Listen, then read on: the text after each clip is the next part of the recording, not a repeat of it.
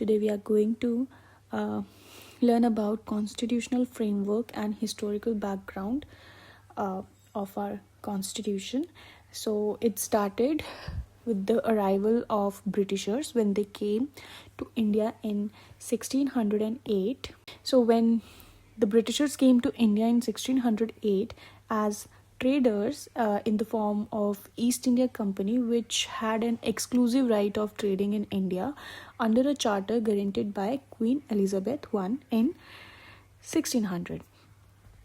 So in 1765, the company, which till then had purely trading functions, obtained the Diwani, that is, right over revenue and civil justice of Bengal, Bihar, and Odisha. And this started its career as a territorial power. And in 1858, in the wake of Sepoy Mutiny, the British Crown assumed direct responsibility for the governance of India. And this rule continued until India was guaranteed independence in 15 August 1947. With independence came the need for the constitution. Hence, a constituent assembly was formed for this purpose in 1946, and on January 26, 1915, the constitution came into effect. However, various features of the Indian constitution and the polity have their roots in the British rule. There were certain events in the British rule that led down the legal framework for the organization and functioning of the government and administration in British India. And these events have greatly influenced our constitution and polity, and they are explained here in a chronological order under two major categories, which is the company rule and the crown rule. And we are going to start with the company rule, which started from 1773 to 1858, and it began with the Regulating Act of 1773. So this act was a great constitutional this act was of great constitutional importance, as it was the first step to taken by the British government to control and regulate the affairs of the East India Company in India. It recognized for the first time the political and administrative functions of the company, and it laid down the foundation of the central administration in India. There are some key features of this act, which says it designated the governor of Bengal as Governor General of Bengal, and it created an executive council of 4 members to assist them. So first ever Governor General of Bengal was Lord Warren Hastings. Second, it made the governors of Bombay and Madras presidencies subordinate to the Governor General of Bengal. Unlike earlier, the 3 presidencies were independent of one another. It provided for the establishment of Supreme Court at Calcutta in 1774, and they were comprising of one CGI, one Chief Justice, and 3 other judges.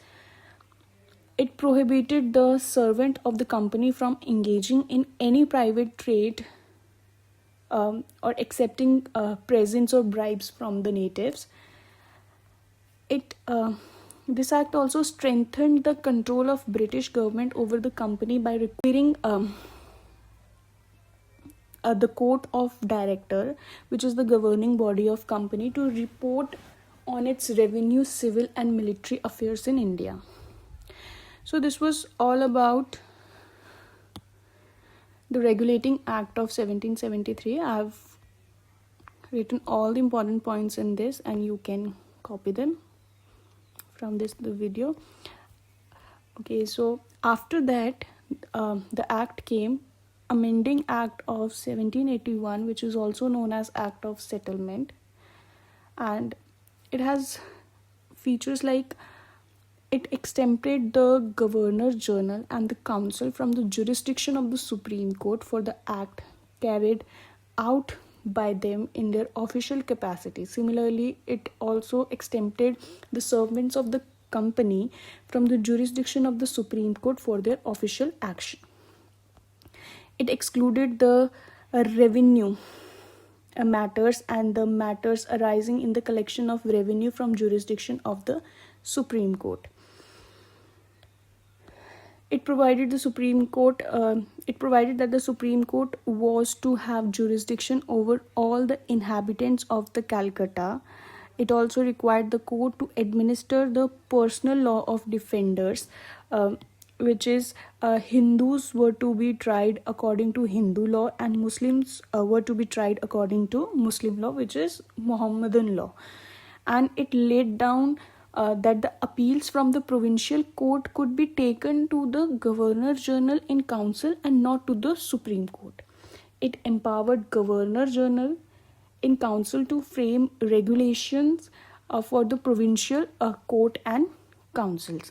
So more power was given to Governor General. He could make rules for courts and council. So it limited the Supreme Court power and increased the Governor General's control in India at that time. After that came Pitt's India Act of 1784, and it is the next important act, and it distinguished between the commercial and political functions of the company, and it allowed court of director to manage the commercial affairs, but created a new body called Board of Control and to manage political affairs. Thus, it established a system of double government, and it empowered Board of Control to supervise and direct all operations of civil and military government or revenues of the British possession in India. Thus, this act was significant for two reasons. First, the company's territories in India were for the first time called the British possession in India, and second, the British government was given the supreme control over company's affair and its administration in India. This act gave the real power to the British government and started the dual government system. After that, the Act of 1786 came. In 1786, Lord Cornwallis was appointed as the Governor General of Bengal, and he placed two demands to accept that post. First, the demands were he should be given power to override the decision of his council in special cases, and the second was he would also be the commander-in-chief, which is army head, and accordingly the Act of 1786 was enacted to make both these provisions suitable. Or this was all about Act of 1786. So let's keep this video till here.